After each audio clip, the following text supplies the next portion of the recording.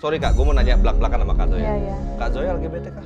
Kalau gue melihat ini adalah sebuah penyimpangan normal, ya artinya Penyimpangan gini. kok normal gimana Kak? Berarti kalau poinnya begitu, istri-istri banyak yang lebih setuju suaminya open BO kah misalnya atau jajan gitu dibanding suaminya kawin lagi? Tahu nggak dia bilang apa? Gue ini seks atlet. Gue bilang, wah, gue kan langsung, mau apa nih? Seks atlet, kenapa lo menganggap diri lo seks atlet? Ya, assalamualaikum warahmatullahi wabarakatuh teman-teman semua, balik lagi bersama gue Vasco Rusemi di Macan Idealis. Nah hari ini gue kehadiran bintang tamu narasumber gue yang, aduh, gue bingung. Tapi gak usah gue kenalin lah ya, mungkin gue yakin teman-teman udah banyak yang tahu. Kak Zoya, beliau ini seksolog, ya dikenal dengan sebagai seksolog dengan banyak kontroversinya. Nah ini gue dalam rangka ingin diskusi banyak juga sama beliau gitu loh, ngobrol-ngobrol. Biar langsung aja di depan kamera, nggak pakai di belakang kamera. Iya, belakang kamera curhatannya panjang ya, capek ngetiknya ya, Say. Iya, ntar ceritanya yang lain lagi kalau belakang kamera Kak, gitu loh. Kak, sehat Kak ya? Sehat. Kak Zoya ini kan dulu di UI Kak ya? Ya. Awalnya dulu ya, satu alma mater kita. Kak Zoya di psikologi, Psikologi. aku di teknik kan. Kita jalur sutra. Jalur sutra, tapi beda angkatan lah kita Kak. Beda angkatan. Muka gue tua emang, tapi angkatannya agak bocah gitu kan. Kak, gue mau nanya Kak sama Kak Zoya. Ini nggak, ya bicara sama Kak Zoya nggak jauh kita bicara tentang seks lah ya kayak tentang seks. Khususnya buat teman-teman yang mungkin juga banyak pertanyaan, siapa tahu diwakili juga pertanyaan-pertanyaan ini. Gimana menurut Kak Zoya pandangan tentang ini Kak? Ya perselingkuhan yang ada di Indonesia ini kan, perselingkuhan itu memang hal yang tabu. Tapi sesungguhnya banyak di kepala gua itu sebenarnya terjadi loh di mana-mana. Terjadi dan ada yang istri memaklumi, ada yang istri tidak memaklumi gitu. Gimana pandangan kakak tentang apa sih intinya perselingkuhan tuh? Oke, kalau perselingkuhan kita bicara yang umum dulu ya, bahwa perselingkuhan itu dilakukan oleh laki-laki dan perempuan, gitu kan ya. Kalau misalnya tadi kan seolah-olah cuma laki doang yang selingkuh. Sebentar dikit lagi. Kak Zoya ini psikologi, basicnya, ambil spesialisnya di seksologi. seksolog ya. Iya. Oke.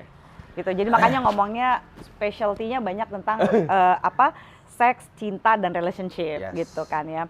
Jadi kalau kita bicara tentang relationship gitu, sebenarnya perselingkuhan itu dilakukan oleh laki-laki dan perempuan gitu. Dan kalau mau lihat secara umum, alasan sebagian besar orang berselingkuh menurut penelitiannya Esther Perel ya dari Rethinking Infidelity gitu ya, bukunya dia Rethinking Infidelity, dia mengatakan bahwa karena kita itu punya ekspektasi ketinggian sama pasangan gitu ya. Kita pengen pasangan itu menjadi sahabat, menjadi ini, menjadi itu. Kayaknya ada banyak banget peran satu desa itu harus dimiliki oleh satu orang gitu, itu pasangan, which is too much gitu kan. Nah, seringkali orang tuh suka gini, Mbak Zoya, gue mau nikah nih sama perempuan yang begini karena dia itu bisa jadi ibunya anak-anak, dia sangat soleha. Nah pertanyaan gue, kalau soleha lu juga harus mikir istri yang solehot. Ya dong, maksudnya jangan cuma kayak dia baik doang, dia ini tapi dia nggak nafsuin. Nah itu kan faktor yang akan jadi kurang. Nah jadi sebenarnya alasan paling kuat orang berselingkuh adalah dengan selingkuhannya dia biasanya bisa menjadi versi yang lain dari dirinya dia. Sama pasangannya sendiri dia mungkin jadi versi yang misalnya istri yang bertanggung jawab, suami yang bertanggung jawab, terus dia gitu sangat-sangat kompeten tapi serius. Nah kalau sama selingkuhannya dia bisa jadi versi yang horenya gitu ya. Misalnya dia jadi bisa versi cowboy, dia mau jadi versi apalah yang seru-seruan gitu. Kadang orang ini mau perempuan atau laki-laki ya? perempuan Dua-duanya laki-laki gitu. Dia suka nggak nyaman bener-bener untuk untuk berbagi versi-versi dirinya sama satu orang. Ya minimal ada 7 atau 8 versi yang bisa kita sharing sama pasangan kita. Itu kan kalau misalnya belum berpasangan, tapi Belum. yang sudah menjadi suami, perselingkuhan kan terjadi yang setelah menjadi suami istri. Setelah gitu menjadi loh, suami Kak. istri. Kita nggak mau bicara pacaran lah, pacaran itu kan ikatannya juga masih belum jelas gitu kan.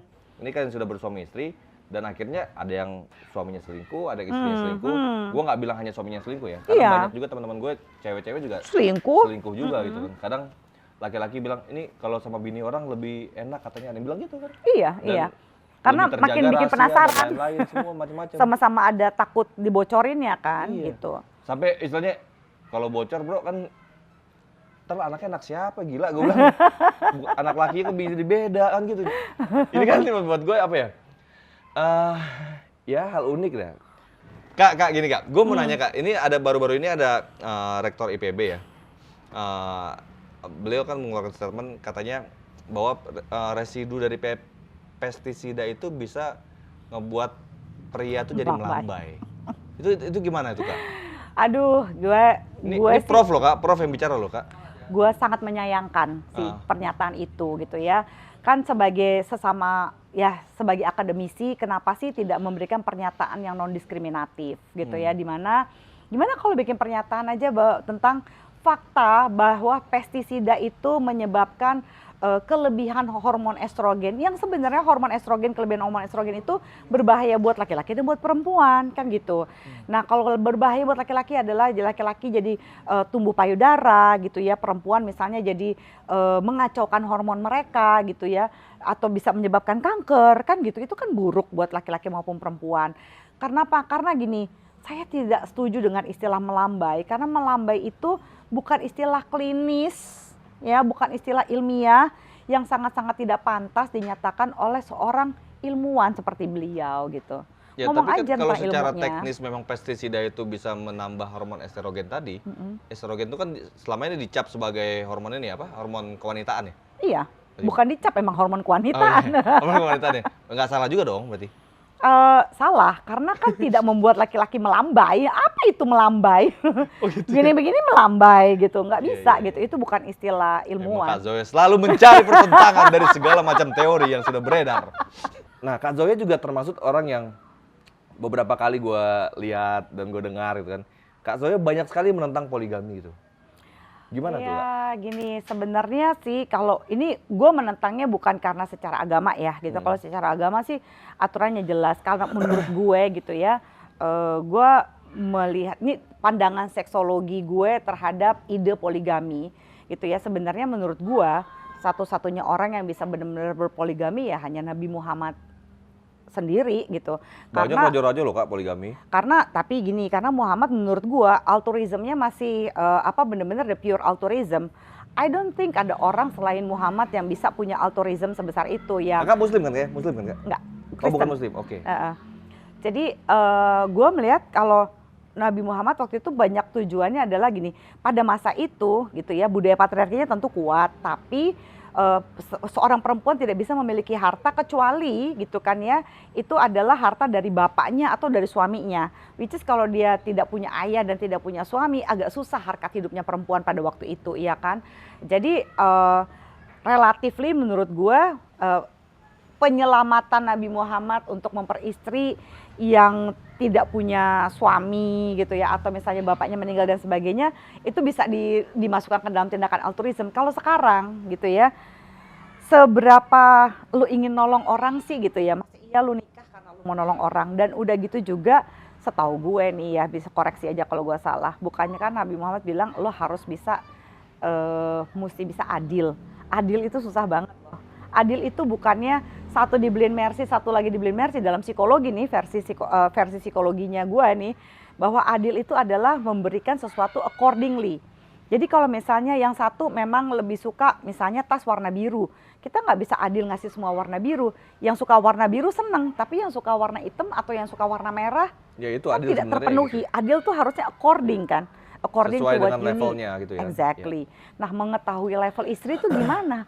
Apakah adil karena rasa sayang? Ya makanya kan nggak gampang poligami, susah gitu loh. Poligami jadi susah. Buat gue, kalau misalnya lu nggak bisa, jadi gini, boleh poligami itu lu jalani asal bukan karena gue nggak puas sama bini pertama, jadi gue mau punya bini dua. Gue pengen gue punya duit banyak, jadi gue pengen punya istri banyak. At least gini deh, married for the right reason. Kalau lu mau poligami, please poligami with the right reason. Kalau emang lu memang kepengen punya istri 3 karena alasan, ya gue ya, anggaplah merasa seks lah, anggaplah misalnya seks gitu, ya. Gue pengen pemenuhan seks gue ini, gue nggak mau ada banyak cincong begini, itu lebih nggak apa-apa loh dibandingkan yang, ya gue mau menolong si perempuan ini. Emang perempuan banyak yang berdaya kok sekarang, nggak harus dinikahi juga untuk bisa diangkat harkat dan martabatnya kan gitu. Tapi kan gini kayak, akhirnya kita kesampingkan pola-pola misalnya kan ada juga orang-orang yang akhirnya membuat sebuah pembenaran poligami karena ini sebenarnya juga ujungnya karena seks daripada dia zina di luar gitu kan. Lebih baik gue ML sama bini gue yang dinikahin secara bener gitu loh, secara ya mau norma adat dan norma agama lah kira-kira caranya itu. Kalau misalnya gitu, buat perempuan sendiri Kak, lebih setuju diselingkuhin atau dipoligamiin belak-belakan? Gimana biasanya data yang Kakak dapat nih biasanya gimana? Dan rata-rata data perselingkuhan ini apakah betul terjadi karena seks? Kalau kebanyakan yang terjadi gitu ya gini, laki-laki lebih banyak berselingkuh pure karena seks. Kalau perempuan lebih karena romansnya tidak terpenuhi, ujung-ujungnya ada seksnya juga. Jadi kalau perempuan gini, seksnya tidak terpenuhi, dia masih sabar. Tapi begitu udah seksnya nggak terpenuhi, kerjaan lo ngotor-ngotorin vagina gue doang gitu ya. Gue juga nggak bisa gitu, puas, gitu ya? Gue nggak bisa puas, gue faking orgasm, gue mulai capek, kemungkinan selingkuhnya tinggi. Tapi kalau laki-laki nggak peduli soal romance nih, dia cuma peduli bahwa gue nggak terpenuhi seksnya. Ini data yang selama ini Kak Zoya dapat ya? Ini bener-bener dari klien aku aja ya. Aku tidak berbicara secara data nasional ya. Bener-bener ini bener dari klien, curhatan, apa segala macam gitu. Dari curhatan banyak banget gitu. Atau kalau lagi webinar, seminar khusus tentang perselingkuhan segala macam, curhatannya kayak begini gitu. Jadi ya kembali lagi kan gimana sih manusianya ini kayak seks itu adalah kebutuhan. Seberapa munafiknya kita sih sampai kita tidak mau mengakui seks itu bukan hal yang tabu, seks itu harus dibicarakan secara appropriate. Seks itu adalah ekspektasi gitu ya, and sometimes expectation is a bitch gitu. Jadi yuk kita bicara tentang ekspektasi. Lu nggak mau hubungan seks sebelum nikah nggak apa-apa, lu nggak mau test drive sebelum nikah nggak apa-apa. Jangan menghakimi orang yang juga mau melakukan itu, tapi bukan berarti lu nggak ngomongin ekspektasi lu tentang seksualitas. Lu jahat sebenarnya kalau lu nggak diskusi itu sebelum lu nikah. Dan kalau lu udah menikah, ternyata ada perselingkuhan, yang baik itu bukan berarti, iya lu gue maafin karena lu udah selingkuh bla bla bla. Yang ada itu, gimana caranya supaya kita bahagia men? Kalau sampai lu selingkuh, udah pasti itu salah lu lebih banyak daripada salah gue gitu istilahnya. Tapi kan dalam pernikahan itu semua orang punya persentase kesalahan di dalamnya. Jadi apa yang bisa kita lakukan ya supaya kita berdua happy? Jadi bukan soal, solusinya maksudnya dicarinya. Oke. Ya gue maafin. Orang tuh ya ampun cepet banget bilang kata-kata maaf padahal masih gremeng. Nanti besok-besok lagi berantem soal rumput, lagi berantem soal gelas, lagi berantem soal apa, bawa-bawa perselingkuhannya lagi. Ya kan capek gitu menurut gue. Jadi balik lagi tadi, intinya memang perselingkuhan di Indonesia atau mungkin yang klien kakak hadapin itu rata-rata mayoritas soal seks. Rata-rata soal seks. Nah tapi gini, jadi kalau suruh milih antara selingkuh sama poligami gitu, gue nggak milih dua-duanya karena ada orang yang sebenarnya dalam proses berpoligaminya dia selingkuh kan, gitu. Jadi nggak sedikit juga. Iya kan nggak fair. Gimana kalau lu mau poligami, lu poligami aja gitu. Jangan pakai alasan selingkuh dulu, jangan ina-inu dulu gitu. Ada yang benar, ada juga yang jadi pembenaran kan ada juga. Iya. Ya namanya manusia kan pasti ada ini juga ya. Jadi kalau suruh milih sebenarnya ya menurut gue hampir tidak pernah ada perempuan yang 100% setuju gitu untuk merelakan pasangannya berselingkuh ataupun poligami menurut gue. Tapi kadang-kadang ada perempuan meskipun dia berdaya nih gitu, dia ngerasa ya udahlah gitu, status ini penting, relationship ini penting. Status kan juga kita nggak bisa sepelekan ya kalau di Indonesia gitu ya. Jadi status untuk punya suami, punya pasangan, punya keluarga itu kadang-kadang juga lebih penting sehingga orang udah deh tahan-tahanin aja, maafin aja, ini itu aja. Ya kan kadang cinta itu katanya menyakitkan, emang gitu. Dan itu nih nikmatnya katanya kan cinta. Tapi kalau kita bicara soal cinta dan benci, kenapa bedanya tipis? Itu gara-gara amigdala kita tuh punya emotional brain. Ya. Our emotional brain itu hanya bisa memproses atau menyimpan rasa yang paling kuat. Paling kuat apa sih? Cinta dan benci kan? Iya. Itu yang disimpan. Jadi kalau lu benci banget sama orang, lu akan ingat orang itu, lu penjarain dia di dalam amigdala lu, dalam otak emosi lu. Begitu lu cinta juga sama orang gitu. Makanya gue bilang, nih kalau jatuh cinta itu adalah sesuatu yang bisa dirasakan semua orang, tapi belum tentu bisa dinikmati semua orang. bisa dirasakan belum tentu bisa dinikmati. Bukannya rasa sakit itu pun dinikmati juga? Nggak semua orang bisa nikmatin kan, gitu. Padahal rasa sakit itu harus di-accept. Sebagaimana juga cinta, kadang-kadang, wah kan cintanya nggak salah, kadang-kadang yang salah statusnya kan. Cinta sama punya orang, cinta sama ini gitu. Cintanya mah nggak salah gitu ya, tapi gini, apakah semua rasa cinta harus selalu diiringi dengan komitmen? Apakah semua rasa cinta harus diiringi dengan status? Ya rasa memiliki pasti ya penting lah Kak, Iya. penting dong. Tapi kan gini, gimana kalau Masa kita cinta doang belajar? nggak memiliki kan kayak kurang buk gitu. Istilahnya orgasm tanpa ejakulasi. Nanti kita ke sana, Iya, iya. sabar. Iya, tapi sebenarnya pada dasarnya kalau kita belajar menikmati cinta as it is aja gitu ya, bahwa cinta itu kayak jalangkung, lu nggak bisa tahu kapan dia datangnya, kapan dia perginya. Lu punya kriteria, gua mau jatuh cinta sama cewek yang begini, sama cowok yang begini, begitu lo jatuh cinta, dia nggak memenuhi kriteria ini, lu nggak peduli kan? Lu nggak pernah tahu sama siapa, kapan dan di mana lu akan jatuh cinta. Jadi jangan berpikir bahwa Tai rasa coklat katanya orang bilang. Yoi. Udah jatuh cinta mah udah bagus semua udah ceritanya. udah kayak di gigi lu ada hanger, pengen ketawa mulu nggak ada apa-apa gitu kan ya. Padahal dibilang buluk juga tuh pasangannya kan gitu kan. Yoi. Gitu. Jadi orang itu kalau misalnya lagi jatuh cinta itu apa namanya, lu mengignore karena amigdala lu menguasai yang namanya prefrontal cortex lu, sehingga clouding your judgment gitu, kemampuan lu untuk berpikir logis. Emang begitu jatuh cinta gitu ya keadaan otaknya, brain in love itu seperti itu. Jadi lu nggak pernah bisa, wah pernikahan akan membuat dia jadi lebih cinta sama gue, anak akan membuat dia lebih cinta sama gue, ini lebih buat dia cinta. Nggak ada. Either you love the person or you not love the person. Menurut gue cinta itu juga kayak orang hamil. Bisa nggak begini, Mbak Zoya lagi hamil ya? Oh agak-agak hamil gue, ya kagak kan? Iya kan? Ya, hamil gitu. Hamil atau enggak Iya. gitu. Jadi cinta atau enggak, mungkin cintanya masih yang kayak hamil muda. Atau cintanya kayaknya masih- gue hamil nih kan gitu juga bisa dong. Kayaknya gue hamil nih. Iya. Kira-kira gue cinta nggak ya Probably. gitu kan? Kayaknya gue cinta nih kan. Iya, Dia belum tahu dia cinta apa enggak jadi. tapi kan ada orang yang gini, enggak kok gue nggak cinta sama dia, iya apaan, gengsi. Iya, iya. Itu yang menurut gua bisa merasakan cinta tapi nggak bisa nikmatin Kalau karena gitu denial. kalau gitu caranya kan berarti ya lebih baik poligami dong. Dengan alasannya jelas dan diakuin jadinya kan, daripada yang main belakang Kak, terus abis itu dia belanja kanan kiri jadi bawa penyakit ke rumah gimana? Karena gini, sebelum poligaminya gitu ya, kan poligami tidak bisa menyelesaikan semua masalah gitu ya. Seperti yang waktu itu disarankan oleh wakil gubernur Jawa Barat ya. Jadi ya supaya tidak ada supaya tidak ada HIV, bagaimana kalau ada poligami aja? Ya lu nggak bisa jumping into conclusion juga kan kayak begitu. Apakah gitu ya dengan adanya poligami udah pasti tidak akan ada HIV? Apakah dengan adanya poligami orang akan setia?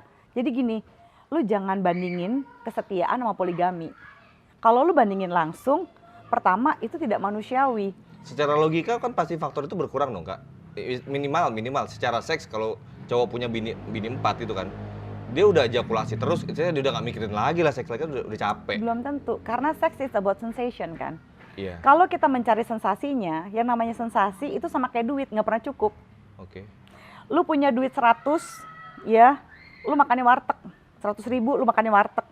Lu punya 1 juta, lu mungkin naik makannya I don't know, Tony Romas misalnya. Lu punya duit 10 juta, lu makannya kapal pesiar kali ya. Jadi sensasi. Tapi berkurang pasti dong, kan ada orang yang cukup, ada orang yang sensasinya kurang. Ada juga dong. Enggak, kan sensasi seks Kayaknya gue berhubungan. rasa kalau kita udah ML Kak, mau ML lagi males kayaknya. Lu. Sensasi itu soal dopamin. Semua yang enak bikin nagih. Makanya ada seks edik kan? Iya. Gitu. Karena apa?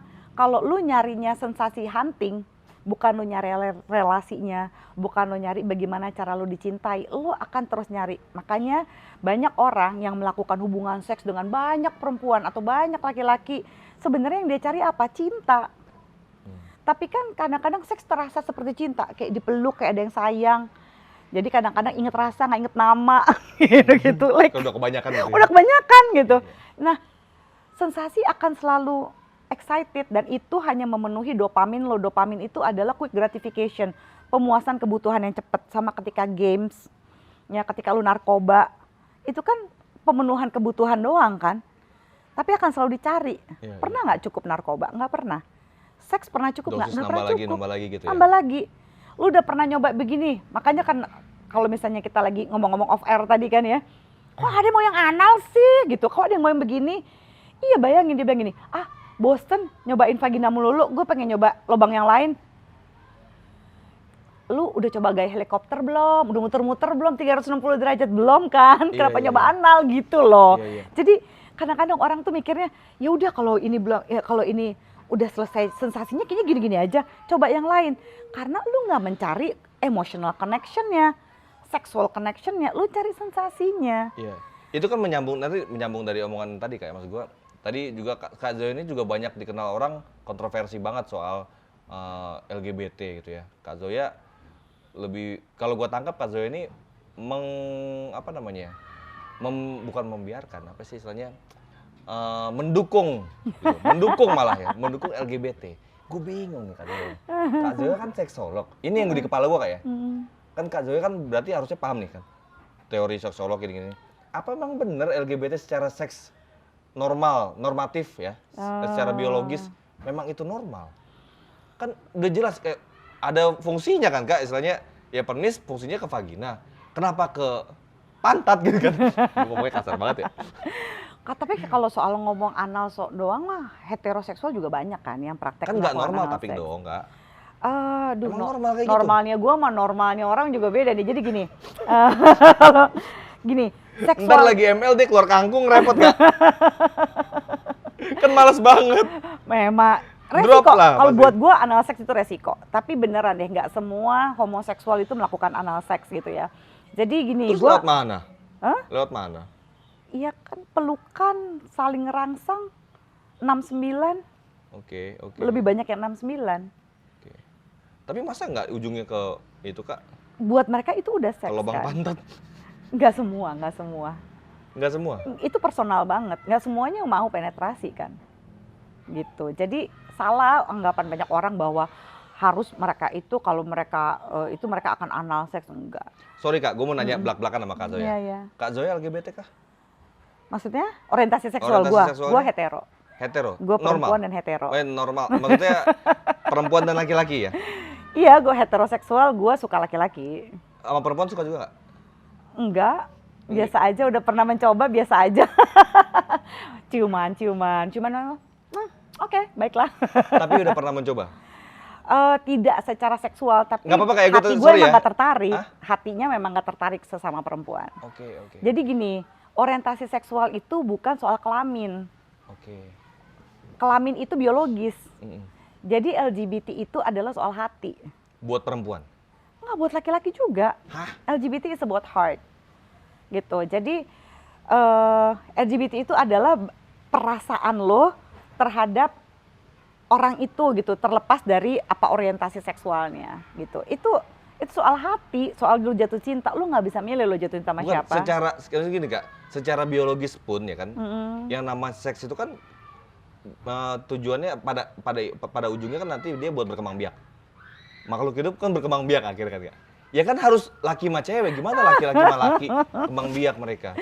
Secara biologis ya Kak, gue nggak mau tanya dari sisi norma agama karena Kak Zoya ahli seksolog gitu loh.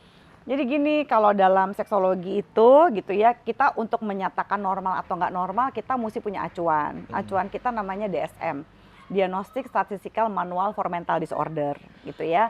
Nah kalau ya buat mental disorder itu DSM kelima TR sekarang. Nah di Indonesia itu panduan kita namanya PPDGJ, panduan mendiagnosa gangguan jiwa. Yang ketiga, dari kedua pedoman ini, jadi gue nggak bisa tuh bilang, lu hijau, lu kuning, lu biru gitu. Gue harus melihat untuk menyatakan lu biru, lu hijau, kuning atau pink, gue kan mesti ada kriterianya. Jadi ketika gue mengatakan normal, karena dia memenuhi kriteria normal atau dia tidak memenuhi kriteria abnormal nih dari buku ini gitu. Nah kalau misalnya gue mengatakan itu, kenapa gue mengatakan bahwa sebenarnya menurut gue ya homoseksual, biseksual ya dan segala macam turunannya gitu ya, termasuk juga heteroseksual gitu ya. Itu kan adalah sexual fluidity. Jadi gini, seksualitas itu kayak air, dia mengalir. Lu bisa kelamin lu pengen sama yang beda jenis, tapi hati lu masih sesama jenis. Nah, lu mau gimana? Itu masih banyak konflik gitu ya. Jadi ada orang yang wah gila, dia itu dulu sangat-sangat apa ya, lady killer banget, demen banget pacarannya banyak perempuan, sampai entah kapan gue ketemu ini orang, dia selalu mengakui bahwa dia memang suka banget sama perempuan lah gitu nih laki ini ya. Tapi pada satu kali gue ketemu dan dia bilang gini, Mbak, gila ya, gue nggak pernah menyangka di titik dalam kehidupan gue ini gue bisa jatuh cinta sama seorang laki-laki. Tapi gitu ya, gue masih nyaman sama perempuan. Apa ya definisi gue? Gue bilang gini aja, gimana kalau lu nggak usah definisiin itu dulu aja, gitu ya. Karena langsung mendefinisikan diri lo sebagai biseksual, homoseksual atau heteroseksual, kok kayaknya bikin ribet hidup lo sendiri. Gimana kalau lu jalanin dulu, gitu ya. Lu tahu apa yang lu mau, gitu ya. Lu memutuskan kemudian gitu. Jadi kenapa ambillah nggak keputusan. lo hindarin di situ, Kak? Maksud gua kan resiko dia untuk menyimpangnya dari sisi seksualnya kan lebih besar yang homoseksual dibanding yang hetero ya? Dibanding hetero. Kalau gue melihat ini adalah sebuah penyimpangan normal, ya artinya Penyimpangan gini. kok normal gimana, Kak? Penyimpangan normal kalau menurut Prof. Sarlito itu adalah menyimpang secara sosial tapi tidak secara seksual atau secara klinis. Oke. Karena dia dibilang menyimpang di masyarakat secara sosial ketika 9 dari 10 orang mengatakan dia menyimpang, jadilah dia menyimpang. Nah, tapi kalau dalam versi gua gitu ya, gua tidak bisa dia itu normal karena apa ya, dia tidak memenuhi kriteria diagnosa dari gangguan-gangguan penyimpangan gitu. Oke. Gitu. Jadi mereka harus ditreat ya sama aja gitu, sama seperti gue dengan heteroseksualitas gue gitu. Orang banyak menuduh, oh pasti lu LGBT, pasti lu biseksual, pasti lu lesbian, makanya lu belain LGBT. Enggak, I'm an ally. Kalau ditanya gue belain siapa, gue belain manusia. Gue merasa bahwa setiap manusia berhak untuk mencintai manusia lain terlepas dari apapun gendernya. Gue merasa bahwa cinta itu harusnya berdiri untuk cinta gitu. Jangan dikotak-kotakin, ribet amat hidup ini. Dan kalau lu masih belum tahu, lu cari tahu lah gitu. Setidak-tidaknya sampai umur 21 tahun, you figure it out gitu ya. Karena yang paling sehat adalah manusia yang bisa mengekspresikan dirinya sesuai dengan orientasi seksualnya. Gitu, apapun itu menurut gue. Sesuai yang paling ya ini perlu gue garis bawah nih. Yang paling sehat adalah orang yang bisa mendistribusikan, yang bisa mengekspresikan seksualitasnya sesuai dengan orientasi seksualnya. Laki-laki ketemu laki-laki sehat juga. Kalau memang dia homoseks. Wow. Kalau memang dia lesbian gitu, kalau dia biseksual gitu ya. Daripada lu muna, nanti malah jadi kejadian kayak sehap 2 hap waktu itu kan. Iya. Kalau dia nikah sama perempuan ini itu, tapi habis itu pelecehan seksual pada anak di bawah umur. Karena apa? Lu coba nyimpen kan, muna kan. Ya, itu kan dia ya karena memang ini ya. Di Indonesia harusnya kan konsensual kan. Iya. Ya lu belak-belakan lu kan dihujat kan jadi gitu. Karena di Indonesia masih tetap ada apa ya, Kak? Gimana kalau nggak usah belak-belakan? Karena ini urusan personal kan, nggak harus lu kumandangkan juga ke semua orang. Tapi gini loh, kalau gue pribadi banyak kawan-kawan gue juga yang LGBT, teman-teman LGBT. Secara manusia, gue tidak akan menghujat dia, tapi menurut gue perilaku lo menyimpang. Tapi ya gue berkawan tetap berkawan. Ya karena penyimpangan sosial kan, karena banyak orang yang menganggap menyimpang. Karena apapun itu buat gue, menurut gue kayak yang gue berpandangan straight gitu kan, ya laki mah cewek enak lo nyobain laki, gue bingung. Cewek masih banyak modelnya kan gitu kan, ada yang jangkung, ada yang pendek, ada yang kurus, ada yang gendut kan, selera orang kan. Iya. Yang tadi lu bilang, lu udah nyobain helikopter belum? Lu udah nyobain ini belum? Lu belum nyobain yang lain, lu udah mau nyobain yang lubang belakang kan gitu. Ya tapi masalahnya dia nggak bisa merasakan itu, jadi susah juga. Kayak misalnya gini, kita bilang, lu suka tapi es krim apa? Tetap lebih bagus hetero dong, Kak. Secara normatif ya, seksualnya. Kalau normatif mah kita nggak fair dong buat banyak normatif orang. Normatif kok nggak fair? Ya normatif kan, nih, normatif. Normatif. Secara keilmuan. Karena gini, nah ilmu itu kan adalah ilmu gitu ya. Jadi kalau secara keilmuan dibilang dia itu bukan perilaku menyimpang, ya udah dia bukan menyimpang gitu. Bukan menyimpang. Kan skala Kinsey itu jelas, skala Kinsey ya dia dari homoseksual ke heteroseksual tidak ada yang super eksklusif gitu. Orang pasti pernah ada percobaan-percobaan. Nah, ada banyak mereka-mereka yang homoseksual itu udah karena normatif tadi gitu ya, yang cewek sengaja maksain diri pacaran sama cowok, pokoknya all out begini, tetap nggak bisa juga jatuh cinta sama laki-laki, tetap harus bisa sama perempuan. Belajar sama gue, ntar gue ajarin gimana cara mencintai perempuan, gimana cara kita jatuh cinta dengan perempuan. Iya beda. Ya dengan berbagai macam teknik kan ada juga beberapa apa istilahnya ya, terapis istilahnya bilang hipnoterapi yang akhirnya katanya nih gue dengar katanya juga banyak yang mengembalikan kepada hetero. Ada dong Kak, ada dong kayak gitu. Nggak bisa. Lu tetap yakin nggak bisa? Yakin nggak bisa? Gue percaya Ada kan ada, Kak, tapi? Gue lebih percaya terhadap afirmatif terapi. Afirmatif terapi itu adalah membantu setiap individu memberikan afirmasi terhadap orientasi seksualnya. Dengan repetition magic power, lu bisa diulang terus. Ya lu normal. Lu suka cewek terus suka cewek kan akhirnya jadinya kan. Berapa Secara lama? psikologis bisa dong Kak? Sebenarnya dibalikan Kalau gitu lu mau bisa. membrainwash begitu kan, Yes.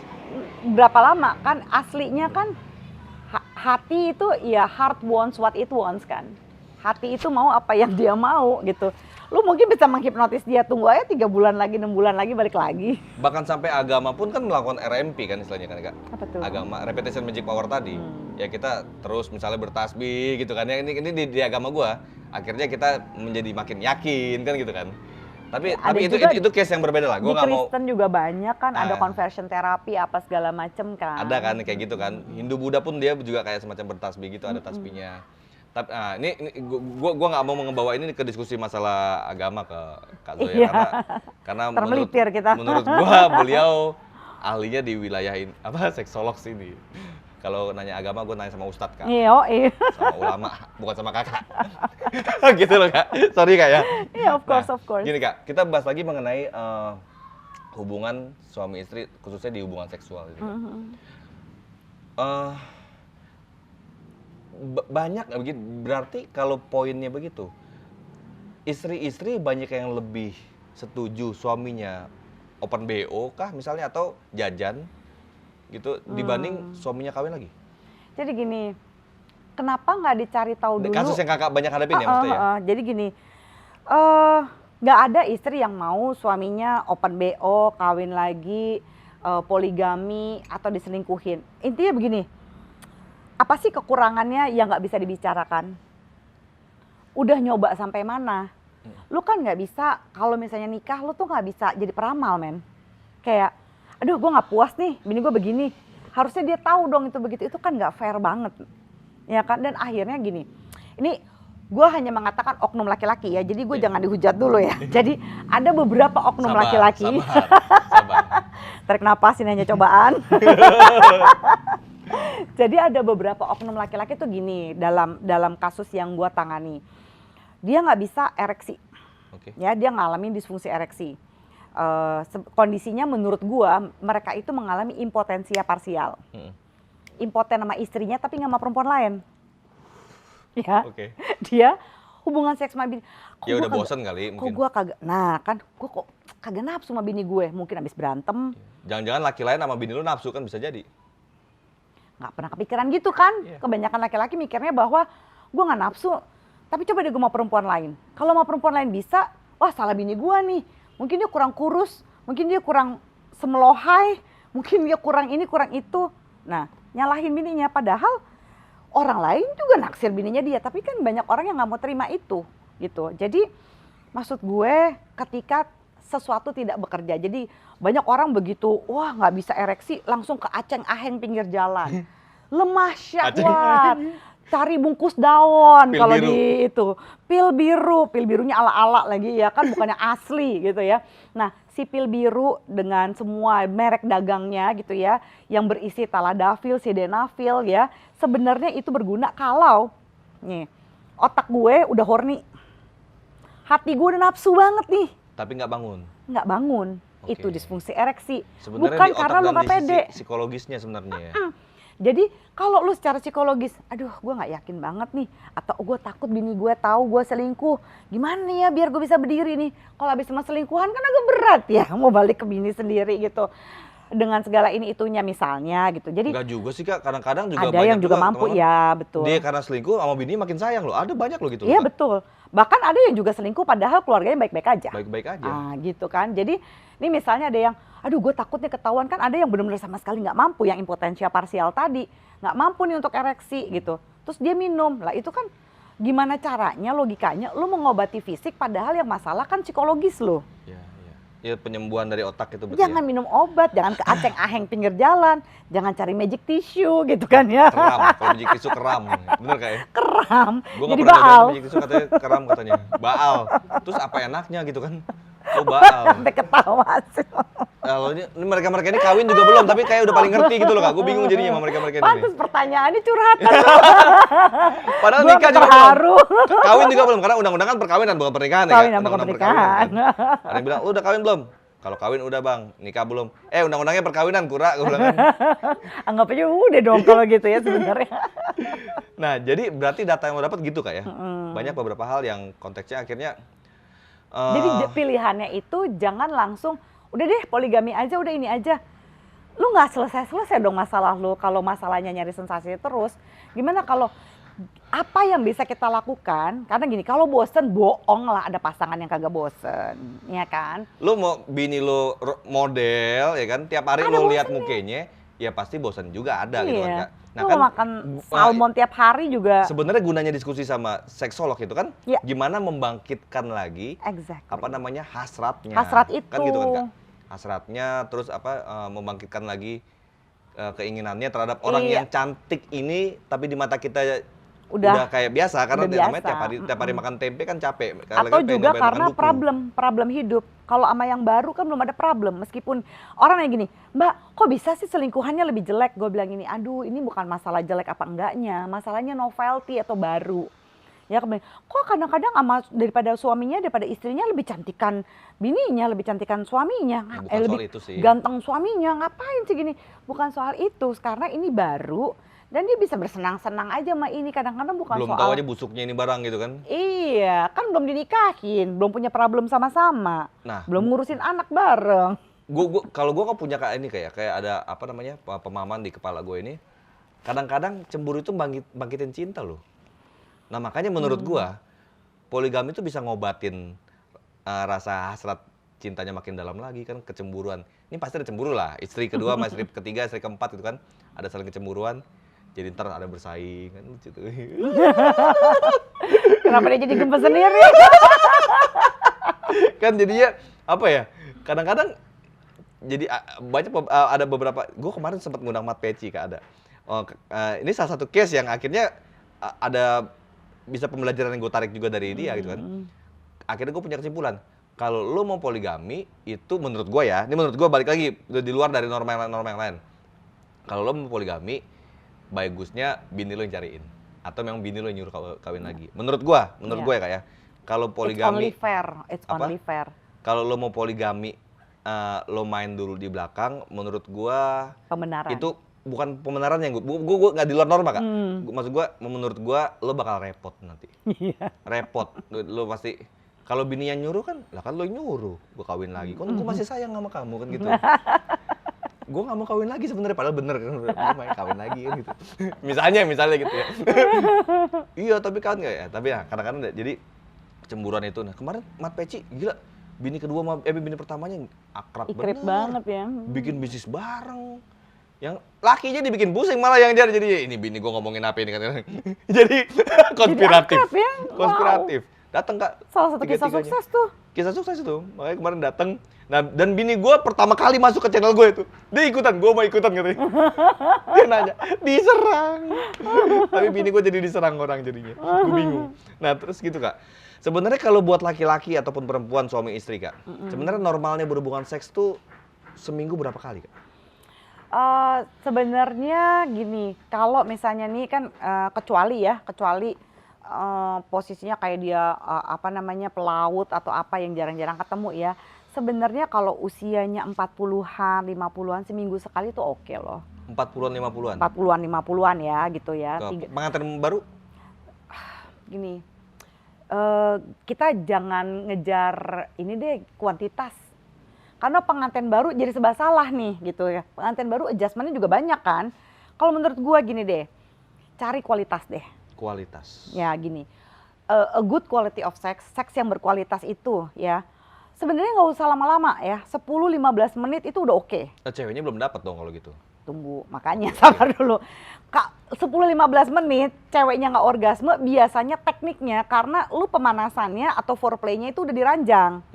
Harusnya kalau pengen bikin ceweknya itu bener-bener puas gitu ya, lu tuh harus foreplaynya itu ya jauh sebelum diranjang. Lu sexting dulu sama dia. Gue demen deh kalau lu pakai daster yang ini, pakai ya. Lu pakai baju yang transparan. Ini suami istri ya, urus buat suami istri ya. Gue lagi ngomongin tentang ya. flirtingan sama suami istri gitu kan ya. Jadi lu foreplaynya jauh sebelum diranjang. Karena perempuan itu kalau menurut Master and Johnson, dia kan punya rasa keterangsangan yang agak slow kayak mesin solar nih. Kalau laki kan kayak bensin, colek dikit zeng. Jadi misalnya dikode dulu. Nggak usah pakai pemanasan. Pokoknya gue sampai rumah lu harus nggak boleh pakai baju misalnya gitu ya. Nah, kalau cewek kan RPM-nya mesti panas dulu kan. Mesin gitu. solar lah diesel. Jadi karena dia diesel, lu pemanasannya jangan udah diranjang. Kalau diranjang kan ya nggak cukup dong. Oke, berarti kan nggak sejarah nama yang lu bilang tadi 10-15 menit. 10-15 menitnya itu gini loh, lu minimal nih ya. Jangan lu lama-lamain foreplaynya kalau lu nggak ngerti mesti ngapain. Foreplay yang dirangsang itu adalah klitoris. Ya, lu lakukan fingering di mana fingering, gua nggak usah kasih tau teknisnya ya karena di YouTube nih ini men, gitu ya. Kalau mau ikut gua seminar aja, ntar gua kasih tahu detailnya secara tertutup gitu ya. Fingering itu gitu ya, karena apa? Fingering itu akan langsung ngenain G-spot ya, dan G-spot itu akan bikin si perempuannya langsung orgasme. Di klitorisnya? Iya, enggak di klitoris itu dirangsang dia bisa orgasme, G-spot itu di dalam. Ya kan, kalau lu kasih fingering dia bisa G-spot, dia kena G-spotnya. Gini, G-spot itu letaknya hanya sekitar 5-7 cm dari liang vagina. So it means lu nggak usah perlu punya penis yang panjang kayak gagang sapu. Nggak usah yang sok besar-besar gitu ya kayak buah pepaya, nggak perlu. Ya, dengan milimeter yang normal aja 49 mm sampai 50 mm tuh sekitar berapa sih ya, 3 cm lah gitu ya garis tengahnya gitu, 2,5-3 cm itu udah cukup oke. Yang penting ya goyangannya harus oke, posisinya oke, terus udah gitu penis itu harus keras kayak ketimun, jangan kayak tahu men, kagak bisa diapa-apain. Kayak pisang yang udah dikupas dan dia begitu mau masuk meleot, ya kan? Kayak hotdog udah bisa penetrasi tapi kurang enak. Nah, yang paling aman adalah kayak ketimun. Untuk G-spot ya, kalau untuk klitoris kan bisa dong. Kalau klitoris kan bisa pakai ini, ya bisa disentuh gitu ya, bisa juga pakai lidah atau bisa juga pakai tangan gitu ya. Tapi yang jelas harus pelan-pelan, slowly. Ini bahasan paling ekstrim nih di Macan Idealis ini. Sampai teknis men. Jadi kalau si perempuannya udah dapat minimal sekali orgasme pada saat pemanasan dengan teknik fingering atau dengan ngerangsang klitoris, nanti pas permainannya dia bisa multiple orgasme dalam 15 menit. Kan ada multiple orgasme itu hitungannya menit, 3 menit, 5 menit. Betul. Tapi kalau serial orgasm yang kayak petasan janwe itu derdet gitu tuh, itu kecil-kecil kan lama banyak. Itu udah bisa, makanya harus efektif.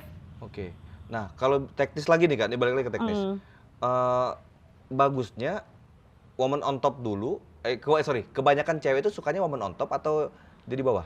Kebanyakan gimana? Gini, kalau kebanyakan yang bisa membuat si perempuannya orgasme gitu ya, kalau rangsangannya udah bener nih awalnya, itu adalah doggy style. Doggy? Woman on top. Gitu, sama satu lagi, enggak nih, paling banyak sih 2 ini gitu ya. Missionary position ya sosok lah gitu ya, tapi yang paling banyak adalah doggy style dan woman on top. Tapi sekali lagi. Pengendalinya perempuan? Iya. Jadi dia mengendalikan tahu di titik mananya. Dia tahu kan titik G-spotnya dia. Karena dia udah ngerasain nih pas lagi dia dikasih pemanasan. Ya, supaya apa? Supaya mentalnya tuh nyatet gitu. Kalau dia pas pemanasan nggak dapat orgasme, agak susah didapat orgasmenya pas lagi main permainan utamanya. Loh, pemanasan bisa orgasme? Iya dong, kan kalau pakai teknik fingering atau lo rangsang klitorisnya dapat orgasme dia.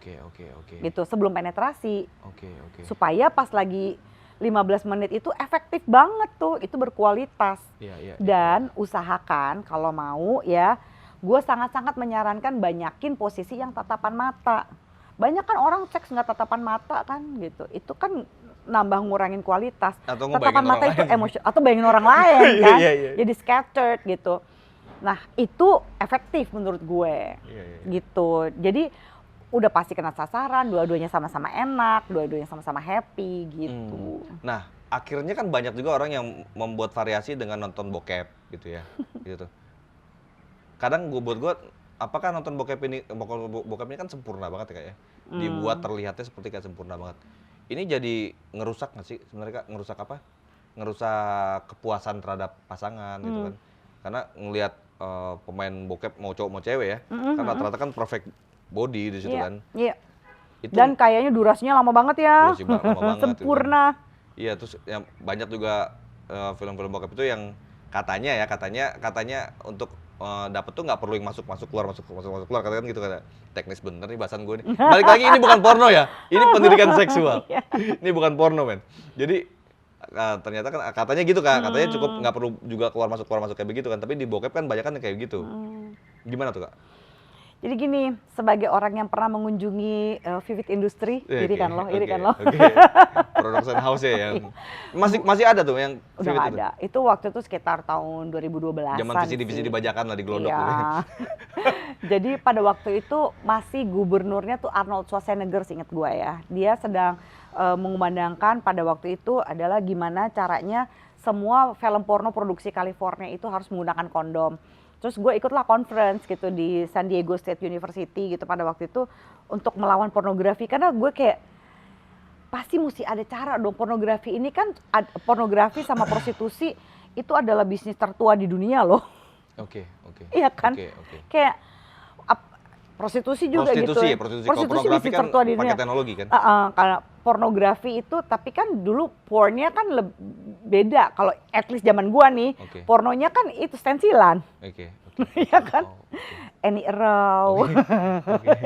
Ingat gua dulu Naga Geni 212 aja agak-agak pleset-plesetan tuh ininya komiknya kan. Jadi nggak usah pakai media juga kan pada waktu itu kan. Stensil itu yang tulisan aja kan Kak, tanpa tulisan, gambar.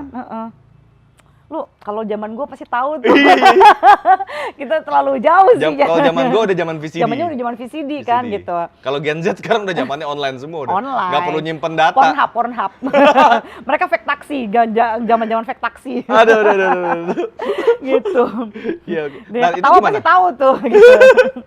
Nah, jadi gini, pornografi itu terus begitu kan gua gue harus mengunjungi industri ini untuk tahu gitu ya apa yang gue lawan, iya kan? Lu nggak bisa melawan sesuatu yang lu nggak tahu gitu kan. Nah, gue kunjungan, jadi gue melihat tuh dari proses casting. Oh, lu kunjungin Vivid? Iya. Wah. Jadi kita nggak boleh ngerekam, nggak boleh ini, makanya gue tidak ada bukti. Datang ke sana lu? Iya. Lu sebagai seksolog? Jadi ada beberapa seksolog sama ahli hukum pada waktu itu ya gitu, yang benar-benar sedang yang banyak bikin buku tentang pornografi gini-gini segala macam, dikasih izin. Jadi kita masuk ke beberapa ini, dan biasalah tanda tangan confidentiality, maksudnya kita nggak boleh merekam, nggak boleh gini-gini gitu kan ya. Ya udah kita nggak ngerekam. Jadi gue boleh interview. Jadi gue lihat tuh prosesnya mulai dari castingnya, terus pengambilan adegan, bla bla bla bla bla. Nah pas lagi di ruang make upnya itu, ya gue kan kepo dong gitu kan. Gue wawancara si ininya pemain-pemainnya, pertama yang cewek dulu, gue tanya, maaf ya gue mau tanya dong gitu, lu tuh senang menyebut diri lo sebagai apa? Apakah aktris, porn star gitu? Apa sih gitu yang kalau mau dari sisi dia. Tahu nggak dia bilang apa? Gue ini seks atlet. Gue bilang, wah, gue kan langsung, mau apa nih? Seks atlet? Kenapa lo menganggap diri lo seks atlet? Karena dia bilang gini, untuk gue melakukan adegan ini yang udah lumayan high end gitu ya. Untuk melakukan adegan ini, gue harus latihan semingguan. Bayangkan adegan yang harus dilatih oleh seorang bintang porno ini. Tanpa dia menikmati ya?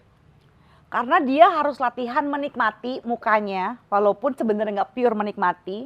Jadi demi adegan, dia harus melakukan yang secara anatomi agak challenging, sakit, tapi mukanya harus menikmati. Dia harus latihan. Dengan lubrikan, dengan apapun itu juga. Acting jadi, dong, berarti lebih pornstar lah itu acting. Ya tapi kan dia menyebutnya seks atlet, ya kita hargai lah. Dia atlet, olahraga gitu. Iya karena kan dia mesti olahraga selama 2 minggu. Olahraga nggak perlu acting Kak? Dia relaksasi kan, olahraganya tuh relaksasi vaginanya, men. Oke. Jadi dia mesti, kenapa dia atlet? Karena relaksasi vaginanya, dia mesti olahraga selama semingguan lebih dan sekaligus berakting di depan itu. Jadi orang yang harus perform dengan latihan, kita tiba-tiba mau mentah-mentah ngambil adegan itu buat kita, nggak akan bisa. Yeah. Gitu. Itu baru satu. Pernah tahun 2010 akhir, gue itu jadi saksi ahlinya bocornya sex tape Ariel Peter Pan pada waktu itu. Wah, itu jaya-jayanya itu jaya-jayanya itu. Gitu ya. Nah pada waktu itu orang bilang kan, lu pembela pornografi. Itu kontroversi semua ya? Gue bingung juga ya, kenapa ya gue kerjaan gue nggak terima banget tuh orang bilang itu adalah ya kalau orang bilang, kalau istilah lu kan gue pasang badan ya, tapi sebenarnya enggak, I just stand for what I believe sih gitu. Gue ngeliat, ini kan bukan pornografi, yang pornografi kan yang nyebarin, tapi yang nyebarin kan cuma kayak dihukum 2 tahun, sementara Ariel waktu itu mendapat ancaman 14 tahun. Buat gue gila, asli gila gitu. Terus gue bilang nggak bisa, ini kan sex tape yang bocor, ini bukan video porno. Yang menjadikan pornografi adalah orang yang menyebarnya gitu kan ya. Jadi bukannya dihukumnya karena dia menyebarkan? Enggak, orang dia nggak nyebarin, akhirnya dia dihukum. Ini undang-undangnya hancur banget sih. Kalau misalnya tahun 2008 ya, waktu itu kita undang-undang pornografi itu genah batasannya, pasti 2010 sebenarnya kita bisa tuh ngadepin itu tanpa drama menurut gua. Tapi kan nggak berhasil kan aplikasi undang-undang pornografi tahun 2008 menurut gue. Itu dia undang-undang pornografi itu kan menyimpan aja, itu pidana kan? Enggak pidana? Enggak. Bukannya pidana ya? Jadi kalau misalnya lo menyebarkan gitu ya. Menyebarkan yang pidana, nyimpan nggak pidana? Enggak. Nah dia itu dihukum karena dia bukan menyimpannya. Jadi gini, kalau misalnya ini adalah gelas gue nggak jagain gelas gue sampai akhirnya diminum sama lo, lalai. Dia dihukum karena kelalaian, kan gila. Kok lu bisa lalai sampai lu bisa bikin temen lo si Vasco ngambil lu punya? Bukannya sebagai warga negara gue dilindungi atas hak dan privasi gue, yang which is kejadian yang sama terjadi di Singapura, warga negaranya dilindungin. Orang yang ngebocorin itu tidak pernah boleh bikin production house sama sekali atau apapun yang berhubungan dengan industri IT, film dan segala macam. Tapi kita gitu ya, ada kayak gitu, inget nggak? Casting iklan sabun di mana ada beberapa artis di kamar mandinya ditaruh video, orangnya udah keluar dari penjara dan tetap punya production house. Segitunya privacy warga negara kita nggak dilindungin menurut gue. Nah pas lagi pornografi itu, tahu tuh iklan sabun yang di kaca itu. Iya, kan ditaruh di kamar mandinya, gila, orang lagi pipis tapi lagi kan apa dilihatin. Nggak ditangkap mereka, yang ditangkap kan yang ininya kan, iya, yang tapi si orangnya itu kan cuma berapa tahun penjaranya, terus dia gitu dia tetap bisa punya production house lagi, kan gila menurut gue. Ngeri nggak sih lo gitu kan? Orang kayak gitu masih tetap dikasih kesempatan untuk itu. Kalau di Singapura udah nggak boleh sama sekali lo berhubungan. Ya kan dia udah dihukum Kak, dengan anggapan dia sudah dihukum kan. Bukan dalam hal membela ya, maksud gue kan secara pidana kan orang yang sudah dihukum jangan terus disangka terus dia salah terus dong. Ada efek jeraknya. Anda yakin? Ini balik lagi ke urusan manusia masing-masing. Makanya. Gitu, nah jadi kalau kita balik ke pornografi gitu ya, pornografi itu gini, orang kan bilang, wah gue membela pornografi gini-gini. Enggak, buat gue kita mesti jelas batasan pornografi apa. Batasan pornografi adalah ketika lu membuat sesuatu untuk membuat orang bergairah, intentionally. Makanya Anjas marah waktu dia digambar dengan gambar yang telanjang gitu, itu adalah art karena tujuannya dia bukan untuk merangsang orang lain gitu kan ya. Nah pornografi pada waktu itu orang-orang lagi marah-marah sama gue gara-gara lu belain pornografi gini. Gue nggak kenal Ariel waktu itu gitu ya, seperti juga kasus yang baru-baru ini. I don't know. Atau biar kenal kali gak? Biar kenal. Biar ikrip sama Ariel cie gitu kan ya, biar sama Ariel kan secara kan Ariel idola para wanita pada saat itu kan. Iya gitu. Terus apa namanya, dia banyak lah gitu sanggahan-sanggahan yang negatif tentang pornografi.